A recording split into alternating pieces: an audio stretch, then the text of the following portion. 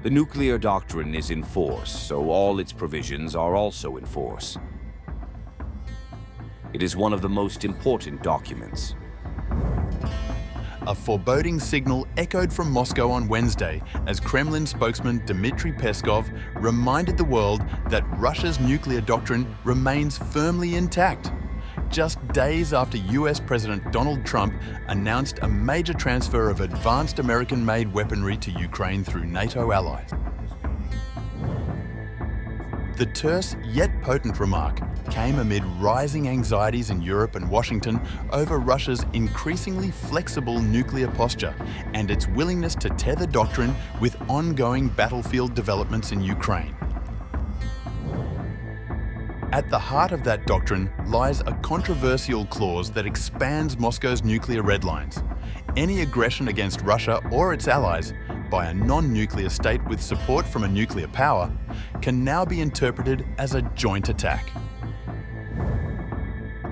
Given NATO's backing of Kyiv with intelligence, logistics, and long-range weapons, this language significantly escalates the stakes, suggesting that Russia may now view ongoing Western assistance as crossing those thresholds. Putin has already altered Russia's nuclear playbook. Last year, the Russian president signed off on a revised doctrine that lowered the bar for nuclear engagement. While still claiming to view nuclear weapons as a last resort, the updated text now explicitly allows for their use not only in retaliation to a nuclear strike or other weapons of mass destruction, but also in response to a large-scale conventional assault that poses a critical threat to Russia's sovereignty or that of its allies, namely Belarus. The 2020 version of the doctrine was more restrained, reserving nuclear response only for situations threatening the very existence of the state. The new language, however, reflects an evolving Kremlin mindset where existential threats are no longer confined to nuclear strikes or territorial occupation, but may also include intensified Western military assistance to Ukraine or attacks on Russian positions in occupied territories. The timing of Peskov's warning, just 2 days after Trump's announcement, was no coincidence. Trump's latest move allows European NATO members to purchase billions of dollars worth of US weapon systems destined for Ukraine's defense, a pivot that might reassert American industry dominance while transferring political responsibility for the war's escalation onto Europe. For Moscow, however, this step risks further validating the very scenarios outlined in its nuclear strategy. While Trump has often taken a more skeptical and transactional approach to the US-Ukraine relationship, sometimes casting doubt over future American aid, his latest arms authorization could be interpreted in the Kremlin as a new phase of NATO's proxy war against Russia. That perception aligns dangerously with the legal justification embedded in Russia's revised nuclear posture. Backing these escalatory doctrines is the world's largest nuclear arsenal. According to the Nuclear Threat Initiative, NTI, Russia currently holds an estimated 5,580 nuclear warheads, with about 4,380 classified as operational, spread across strategic and non-strategic systems, as well as warheads held in reserve. Approximately 1,710 strategic nuclear warheads are believed to be deployed across Russia's intercontinental ballistic missiles, ICBMs, submarine-launched ballistic missiles, SLBMs, and long-range bombers. An additional 1,150 warheads are reportedly awaiting dismantlement.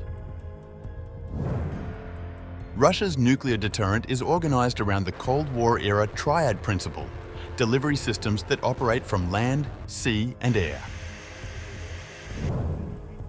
While the United States maintains a posture of continuous at-sea deterrence with ballistic missile submarines, Russia deploys its 12 nuclear submarines of 2 separate classes on rotational patrols, opting for a flexible deterrence model rather than constant deployment.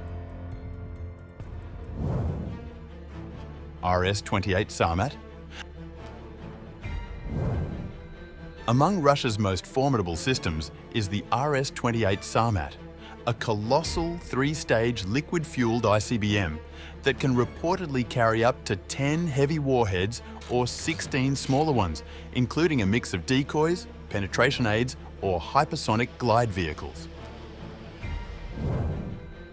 With a launch weight of over 208 tons and a range of 18,000 kilometers, the Sarmat is designed to defeat US and NATO missile defenses by minimizing the detection window during its initial boost phase.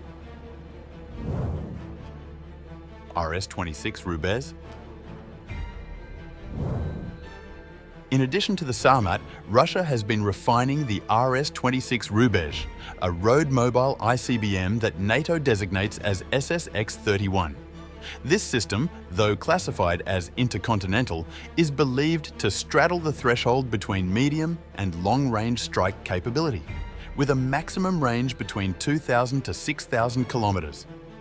Capable of carrying MIRVed warheads, the Rubez represents a flexible weapon intended for both regional and extended deterrence roles. RS-24 Yars.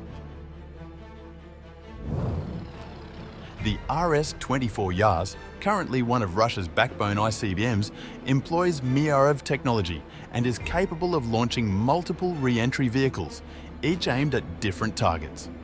It is a solid-fueled, three-stage missile and is deployed in both silo-based and mobile versions. Keda Missile System. The Keda Missile System, set to replace the Yars by the end of this decade, is reportedly under development and will continue the trend of mobile, survivable launch platforms.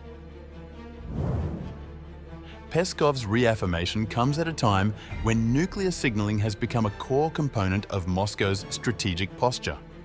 Since the war began, Russian officials, including Putin, have repeatedly referenced the nuclear doctrine as both a warning and justification. The Kremlin appears to believe that ambiguity over nuclear use strengthens its hand in deterring Western intervention and pressures NATO to think twice before escalating military involvement.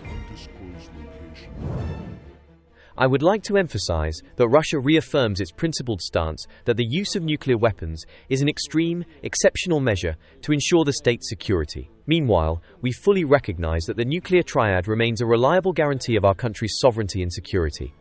I would like to emphasize that we are not going to be drawn into a new arms race, but we will keep our nuclear forces at a level of necessary sufficiency. But the definition of necessary sufficiency remains elusive and dangerously subjective. In a conflict where conventional arms are increasingly long-range, Western surveillance is near constant, and war aims blur national lines. The boundaries of Russia's nuclear doctrine grow murkier by the day.